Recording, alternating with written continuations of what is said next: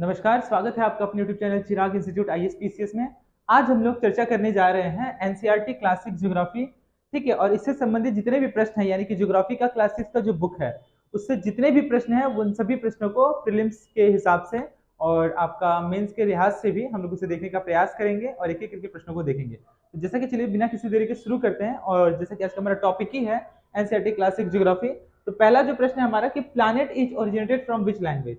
Planet जो शब्द है उसकी उत्पत्ति जो है वो किस भाषा से हुई है, तो इसका आंसर हो जाएगा आपका ग्रीक भाषा से हुई है। ठीक है, अगला प्रश्न है कि what is the meaning of soul. Soul का एग्जैक्ट मीनिंग क्या है, तो सोल का मतलब सन है, यानी कि सूर्य, जैसा कि आप देख पा रहे हैं तस्वीर में। अगला है what is the meaning of geographia, यानी कि ज्योग्राफी का जो मीनिंग है, वास्तविक जो मीनिंग है उसका वो क्या है, तो ज्योग्राफी का जो मीनिंग है वो है आपका एक्सप्लेनेशन ऑफ अर्थ, यानी कि पृथ्वी का क्या करना, विवरण ही क्या कहलाता है, ज्योग्राफी कहलाता है। अगला है फादर ऑफ ज्योग्राफी क्या है, तो फादर ऑफ ज्योग्राफी है कौन है, तो वो है आपके एरोटोस्थेनीज। ठीक है, जैसा कि आप तस्वीर में देख पा रहे हैं। अगला प्रश्न है what is the meaning of geologia. तो जियोलॉजिया का मतलब क्या है, तो जियोलॉजिया का मतलब है शेप ऑफ अर्थ, यानी कि पृथ्वी की जो आकृति है उसका जो आकार है वो क्या है। अगला प्रश्न है what is the meaning of geometria. तो मीनिंग ऑफ यानी कि ज्योमेट्रिया क्या है, तो मीनिंग ऑफ ज्योमेट्रिया आपका मेजरमेंट ऑफ अर्थ, यानी कि जिस पृथ्वी को मापने की जो पद्धति है वो क्या कहलाती है, जियोमेट्रिया कहलाती है। अगला है मीनिंग ऑफ जियोइड्स। जियोइड्स का मतलब क्या है, तो जियोइड्स का मतलब है शेप ऑफ अर्थ, यानी कि पृथ्वी का जो आकार है वह जो आकार आप देख पा रहे हैं पृथ्वी का वो किस प्रकार का आकार है उसके बारे में यहाँ पे बात कर रहा है। अगला है आपका डिस्टेंस ऑफ अर्थ एंड सन। अर्थ यानी कि पृथ्वी, सन यानी कि सूर्य, दोनों के बीच की दूरी कितनी है, तो 15 लगभग 15 करोड़ किलोमीटर। अगला प्रश्न है कि टोटल नंबर ऑफ प्लैनेट कितने, तो टोटल नंबर ऑफ प्लैनेट जो है वो टोटल 8 है, जैसे कि नाम है उसका बुध, शुक्र, पृथ्वी, मंगल, Brihaspati, Shani, Uranus, Neptune. Pluto क्यों नहीं है, क्योंकि प्लूटो को बौने ग्रह की संज्ञा दी गई है, यानी कि वो ड्वार्फ प्लैनेट है। ठीक है, और यहाँ पे जो आप देख रहे हैं ग्रह, ये ग्रह नहीं बल्कि उपग्रह है, पृथ्वी का एकमात्र उपग्रह वो है चंद्रमा। इंग्लिश में मर्क्यूरी, वेनस, अर्थ, Mars, Jupiter, Saturn, Uranus, Neptune. तो ऐसे कुल मिलाकर टोटल कितने हो गए, 8 हो गए। जैसा कि आप देख पा रहे हैं how many planets are there, कितने प्लैनेट है, तो टोटल 8 है। मर्क्यूरी, वेनस, अर्थ, मार्स, जुपिटर, सैटर्न, यूरेनस और नेपच्यून। हिंदी में बुध, शुक्र, पृथ्वी, मंगल, बृहस्पति, शनि, यूरेनस और नेपच्यून। अगला है आपका प्रश्न कि स्पीड ऑफ लाइट कितना है, तो टोटल स्पीड ऑफ लाइट जो है वो आपका कितना है, 3 लाख किलोमीटर पर सेकेंड। 3 लाख किलोमीटर पर सेकेंड, यानी कि एक सेकेंड में 3 लाख किलोमीटर जो पृथ्वी की जो क्या प्रकाश जो है वो गति करती है। ठीक है, अगला प्रश्न है कि what is the degree of northern hemisphere in Tropic of Cancer. Tropic of Cancer को हम लोग हिंदी में कहेंगे कर्क रेखा। ठीक है, कर्क रेखा। ठीक है, कर्क रेखा, ट्रॉपिक ऑफ कैंसर। कर्क रेखा जो है वह आपके कितने राज्यों से होकर गुजरती है, तो इसका आंसर हो जाएगा 8 राज्यों से होकर गुजरती है। पहला है आपका, जैसे कि बात करें, पहला है आपका गुजरात, उसके बाद है आपका राजस्थान, उसके बाद है आपका मध्य प्रदेश, मध्य प्रदेश के बाद है आपका छत्तीसगढ़, छत्तीसगढ़ के ठीक बाद है आपका झारखंड, झारखंड के बाद है आपका वेस्ट बंगाल, वेस्ट बंगाल के बाद है आपका त्रिपुरा, और त्रिपुरा के बाद लास्ट में आपका मिजोरम। ठीक है, तो एग्जाम में कभी कभी क्वेश्चन पूछता है कि वेस्ट से ईस्ट में, विश्व के हिसाब से आप इसको मतलब कि इनके क्रम के हिसाब से सजाइए, तो ये भी आप ध्यान में रखेंगे। ठीक है, टोटल 8 है, 1 2 3 4 5 6 7 8। तो गुजरात, राजस्थान, मध्य प्रदेश, छत्तीसगढ़, झारखंड, वेस्ट बंगाल, त्रिपुरा और मिजोरम। और कभी कभी एग्जाम में पूछता है कि ईस्ट से वेस्ट के क्रम में इसे सजाइए, तो आपका हो जाएगा आंसर मिजोरम, फिर त्रिपुरा, फिर पश्चिम बंगाल, फिर झारखंड, छत्तीसगढ़, मध्य प्रदेश, राजस्थान, फिर गुजरात। इस प्रकार से टोटल कितने हैं कर्क रेखा जो वो 8 राज्यों से होकर गुजरती है। और वहीं अगर हम बात करें मकर रेखा, तो मकर रेखा है जो टोटल 5 राज्यों से होकर गुजरती है। इसका उत्तर है आपका उत्तर प्रदेश, उसके बाद है आपका मध्य प्रदेश, फिर आपका छत्तीसगढ़, उसके बाद है आपका उड़ीसा और लास्ट में आपका आंध्र प्रदेश। याद करने का ट्रिक क्या है, यूपी, एमपी, एपी, उड़ीसा और आपका छत्तीसगढ़। ठीक है, तो ऐसे आप याद कर सकते हैं, उत्तर प्रदेश, मध्य प्रदेश, आंध्र प्रदेश, उड़ीसा और छत्तीसगढ़। ठीक है, आगे बढ़ते हैं। तो यह प्रश्न है कि what is the degree of northern hemisphere in the Tropic of Cancer. तो इसका वैल्यू जो होता है वो आपका 23 डिग्री, 23.5 डिग्री नॉर्थ। यही सेम क्वेश्चन अगर आपसे पूछा जाए what is the degree of southern hemisphere in Tropic of Capricorn, तो इसका भी आंसर सेम होगा, 23.5 डिग्री नॉर्थ की जगह में क्या हो जाएगा, इसका उत्तर साउथ हो जाएगा। उम्मीद करते हैं कि आपको ये समझ में आया होगा।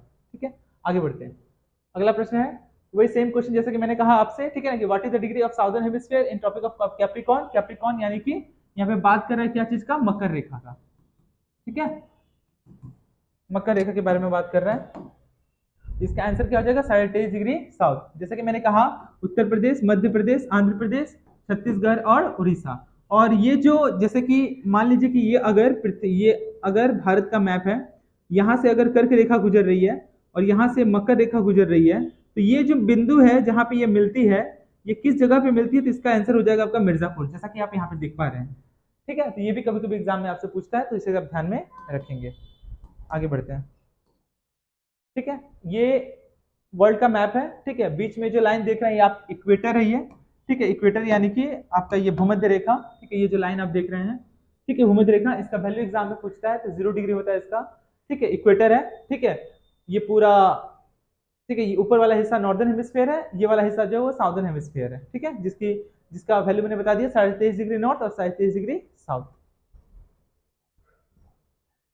अगला इक्वेटर, जिसका वैल्यू कितना कहा मैंने 0 डिग्री। इधर नॉर्दर्न हेमिस्फीयर हो गया, इधर साउदर्न हेमिस्फीयर हो गया, इस साइड में आपका ईस्टर्न हेमिस्फीयर हो गया और इस साइड में वेस्टर्न हेमिस्फीयर हो गया, यानी कि ईस्ट वेस्ट नॉर्थ साउथ, आसानी से याद हो सकता है। और इक्वेटर यानी कि जो भूमध्य रेखा है उसका वैल्यू कितना होता है 0 डिग्री, वो भी आप ध्यान में रखेंगे। What is Greenwich, very very important question है ये। ठीक है, व्हाट इज ग्रीनविच, तो ग्रीनविच जो है वो रॉयल ब्रिटिश एक्सपेरिमेंट सेंटर है। ये जो पूरा जो क्वेश्चन के बारे में जो मैं बात कर रहा हूँ, ये पूरा क्लास 6 का एनसीईआरटी ज्योग्राफी क्लास 6 का जो भी क्वेश्चन वहां से एमसीक्यू क्वेश्चन प्रीलिम्स के लिहाज से जो क्वेश्चन बन सकते हैं, उन्हीं सबको मैंने यहाँ पे रखा है। ठीक है, तो इसलिए आप इसे थोड़ा बारीकी से देखें। आगे next question, the time gap between India and London, India और यानी कि भारत और यूनाइटेड किंगडम यानी कि लंदन के बीच का जो दूरी है, वो समय का जो अंतराल है वो कितना है, 5 घंटा 30 मिनट। यानी कि अगर अभी 5:30 अगर बज रहा है भारत में, तो वहां पे 12 बज रहा होगा। ठीक है, तो ये टोटल 5.5 घंटे का अंतर है। आगे बढ़ते हैं। अगला है how many degree earth rotate, earth जो है वो कितनी डिग्री घूम जाती है, तो टोटल वो 360 डिग्री घूम जाती है। अगला प्रश्न, what is the value of prime meridian line, prime meridian line जिसे हिंदी में कहते हैं प्रधान मध्याह्न रेखा। ठीक है, ये आपका तो हो गया आपका इक्वेटर, अच्छे से ध्यान दीजिएगा, ये हो गया आपका इक्वेटर यानी कि भूमध्य रेखा, और ये वाला जो हिस्सा है वो है आपका प्राइम मेरिडियन लाइन। ठीक है, इसका भी वैल्यू जो होता है वो कितना होता है, इसका भी वैल्यू होता है आपका 0 डिग्री। ठीक है, ये भी आप ध्यान में रखेंगे। ठीक है, 0 डिग्री इसका भी वैल्यू होता है। ठीक है, ये वाला हिस्सा आपका हो गया नॉर्थ पोल, ये वाला हिस्सा हो गया साउथ पोल, जैसे कि ये हम लोग बात कर चुके हैं। ये हो गया ईस्टर्न हेमिस्फीयर, ये हो गया आपका वेस्टर्न हेमिस्फीयर, ये हो गया नॉर्दर्न हेमिस्फीयर और ये हो गया आपका साउदर्न हेमिस्फीयर। ठीक है, आगे बढ़ते हैं। अगला question, what is leap year, very very important. जो नॉर्मल जो ईयर होता है, नॉर्मल जो ईयर होता है वो 365 दिन और 6 आवर का होता है। ठीक है, यही 6 आवर जो है पूरा पूरी 4 साल में जा करके 24 घंटा हो जाता है। ठीक है, और जैसा कि आपको पता ही है कि 24 घंटा बराबर क्या होता है, 1 डे होता है। यही 1 डे क्या होता है, फरवरी मंथ में जाकर के 28 की जगह एक दिन ऐड हो जाता है, तो टोटल कितना हो जाता है, टोटल आपका हो जाता है 29 डेज, जिसकी वजह से लीप ईयर काउंट होता है। तो नॉर्मल ईयर जो होता है वो 365 दिन 6 घंटे का होता है, ये 6 घंटे 4 साल बाद 24 घंटे का हो जाता है, तो ये 1 डे काउंट होता है। और फरवरी क्या होता है, जिसकी वजह से 28 दिन की वजह वो 29 दिन हो जाता है, यानी कि उसे हम लीप ईयर कहते हैं। ठीक है, ये भी आप ध्यान में रखेंगे। अगला, जैसे कि कहा गया कि what is leap year, it takes approximately 365.25 days, 0.25 का मतलब वही आपका 6 आवर। ठीक है, 6 hour days earth to revolve around the sun, we add 1 day to our calendar every year, every 4 years to make up for the missing day. तो इस प्रकार से हर 4 साल बाद हम क्या करते हैं, लीप ईयर जो है वो एक दिन क्या हो जाता है 4 साल में ऐड हो जाता है। अब हम कैसे डिसाइड करेंगे कौन सा ये लीप ईयर है या फिर नहीं है, रीजनिंग में एक चैप्टर है कैलेंडर। ठीक है, उसमें ये काफी हद तक इसका काफी ज्यादा बहुत ज्यादा इंपॉर्टेंट है लीप ईयर का। तो लास्ट का जो 2 डिजिट है कोई भी साल का, उसको अगर 4 से डिवाइड करते हैं, अगर वो 4 से डिवाइड पूरी तरह से हो जाता है तो वो लीप ईयर है, अगर नहीं होता है तो वो लीप ईयर नहीं है। ये भी आप ध्यान में रखेंगे। अगला प्रश्न है, in which country Christmas is celebrated in summer season, किस कौन सा ऐसा मतलब कि कंट्री देश है जहाँ पे समर गर्मी के समय में क्रिसमस सेलिब्रेट किया जाता है, 25 दिसंबर को नहीं किया जाता, तो वो है आपका ऑस्ट्रेलिया। ठीक है, ऑस्ट्रेलिया का कैपिटल है आपका कैनबरा। नेक्स्ट है, in which day on which day the Sunday is exactly shining straight on the earth surface, 21 जून को जो है ट्रॉपिक ऑफ कैंसर पे, ठीक है, यानी कि कर्क रेखा पर सूर्य की जो किरण है वो सीधे पड़ती है। ठीक है, और काफी लंबा यह दिन भी होता है उस दिन। और 21 जून को हम लोग योगा डे भी मनाते हैं, ये भी आप ध्यान में रखेंगे। हाँ, जैसा कि ये दिन देख रहे हैं, जैसा कि सूर्य जो है, जैसा कि ये सूर्य है, ठीक है, ये सन है। ठीक है, तो 2 दिन ऐसा होता है जिसमें सूर्य जो है पृथ्वी के काफी समीप, पृथ्वी जो है सूर्य के काफी समीप आ जाता है। ठीक है, तो वो है आपका 22 सितंबर और एक है आपका 21 मार्च को, और वही 2 दिन ऐसा होता है जिनकी काफी दूरी पे रहता है। एक है आपका 21 से 22 दिसंबर और दूसरा है आपका 20 से 22 जून, यानी कि 21 जून को। ठीक है, ये भी आप ध्यान में रखेंगे। समर सोल्स्टाइस, जैसा कि मैंने कहा, काफी दूर में होता है। नॉर्दर्न हेमिस्फीयर 21 जून, ठीक है, और साउदर्न हेमिस्फीयर जो है उसका डेट है आपका 22 दिसंबर। अगला क्वेश्चन है कि what are the types of map. जो मैप है, मैप के कितने प्रकार होते हैं? तो मैप के टोटल 3 प्रकार होते हैं। पहला है फिजिकल मैप, दूसरा है पॉलिटिकल मैप और तीसरा है थीमेटिक मैप। इसको छोड़ के भी और एक मैप होता है जिसको टोपोग्राफी मैप भी कहा जाता है। टोपोग्राफिक या टोपोग्राफी, ग्राफी नहीं तो टोपोग्राफी मैप, ठीक है। लेकिन जनरली एनसीईआरटी की जो किताब में है उसमें मेंशन आपका केवल 3 ही मैप के बारे में है। वो है आपका पॉलिटिकल मैप, फिजिकल मैप और आपका थीमेटिक मैप। फिजिकल मैप क्या है? फिजिकल मैप का संबंध आपका पठार पर्वत से है, ठीक है, प्लेन से है, ठीक है। और पॉलिटिकल मैप का संबंध आपका राज्य से है, कंट्री से है। और थीमेटिक मैप का संबंध आपका रोड मैप से है, कहाँ पे बारिश हो रही है, ठीक है। इन सब चीजों का संबंध क्या है? थीमेटिक मैप से है। तो इस प्रकार से मैप टोटल कितने हो गए? मैप के प्रकार कितने हो गए आपके? Total 3, physical map, political map और थीमेटिक मैप। अगला, what is the most important factor of map. Map का जो मोस्ट इंपॉर्टेंट फैक्टर, प्रमुख जो कारक है वो क्या है?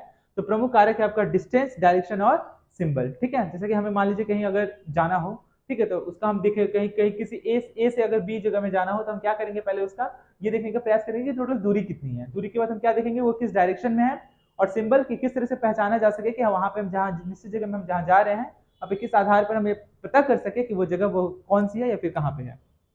अगला, what is the meaning of lithos, very very important. ये क्वेश्चन यूपीएससी के एग्जाम में आया था मिलान करने के लिए। टोटल 4 क्वेश्चन आया था, मिलान करने के लिए दिया गया था। जैसा कि मैं बता रहा हूँ, पहले लिथोस दे दिया था, एटमस दे दिया था, उसके बाद आपका ह्यूडर दे दिया था, ठीक है, तो ये और आपका बायोस दे दिया था, ठीक है। तो इसी को दे दिया गया था मिलान करने के लिए। तो क्लास 6 के ही चैप्टर से भी क्वेश्चन आता है, ठीक है। आप इसे अच्छे से पढ़ें, not only for civil service, केवल सिविल सर्विस के लिए नहीं, बल्कि आप किसी भी एग्जाम दे रहे हैं, बैंक इंक्लूडिंग एक्सक्लूडिंग बैंक के एग्जाम को छोड़ करके, तो अगर आप एसएससी की तैयारी कर रहे हो, किसी स्टेट सिविल सर्विस का तैयारी कर रहे हो या फिर यूपीएससी का तैयारी कर रहे हो, तो आपको हर एक चीज को बारीकी से पढ़ना होगा, ठीक है। इस चीज का जरूर ध्यान रखें। तो what is the meaning of lithos. तो लिथोस का मतलब क्या है? स्टोन यानी कि पत्थर। अगला है आपका what is the meaning of atoms. Atoms का मतलब है आपका वेपर यानी कि वाष्प, जैसा कि आप चित्र में देख पा रहे हैं। अगला है आपका what is the meaning of BIOS. BIOS का मतलब क्या है आपका? वाटर यानी कि जल।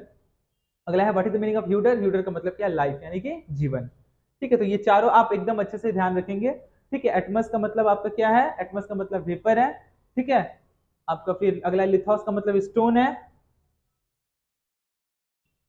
फिर आपका नेक्स्ट था आपका ह्यूडर। ह्यूडर का मतलब लाइफ है, और ह्यूडर लाइफ के बाद ह्यूडर का मतलब लाइफ है। और नेक्स्ट आपका जो क्वेश्चन था बायोस, बायोस का मतलब वाटर है, ठीक है। आगे, नेम द कंटिनेंट। टोटल कितने कंटिनेंट है?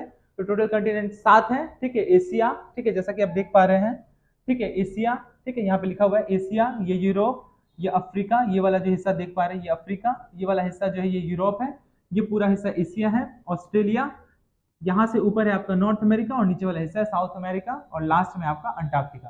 तो इस प्रकार से टोटल 7 है, ठीक है। Asia, Europe, Africa, north America, south America, Antarctica और ऑस्ट्रेलिया, ठीक है। इसे आप ध्यान में रखेंगे। तो टोटल जो कंटिनेंट है वो 7 है, और ओशन की अगर हम बात करें तो वो टोटल कितने हैं? वो टोटल 5 है। जैसे कि पहला है पैसिफिक ओशन, दूसरा है अटलांटिक ओशन, तीसरा है इंडियन ओशन, चौथा है आर्कटिक ओशन, और लास्ट है आपका साउदर्न ओशन। इसे ही हम अंटार्कटिका ओशन भी कहते हैं। क्यों कहते हैं साउदर्न ओशन? क्योंकि पैसिफिक ओशन, अटलांटिक ओशन और इंडियन ओशन, ये तीनों साउथ, अगर ये डायरेक्शन है अच्छे से समझिएगा, ये ईस्ट वेस्ट है, ये नॉर्थ है और ये साउथ है, तो साउदर्न ओशन ये तीनों ही क्या है, जाकर के यहाँ पे मिल जाती है एक साथ, यानी कि पैसिफिक ओशन हो या अटलांटिक ओशन और इंडियन ओशन है, इसलिए इसे क्या कहते हैं? साउदर्न ओशन कहते हैं। और एक क्वेश्चन एग्जाम में ये भी आता है कि कौन सा ऐसा ओशन है जो एस शेप में है। तो आप जैसा कि देख पा रहे हैं एस शेप में कौन है? अटलांटिक ओशन, ठीक है, ये एस शेप में, ठीक है। तो अटलांटिक ओशन का जो शेप है वो कैसा है? एस शेप में है। उम्मीद करता हूँ कि क्लियर हुआ होगा।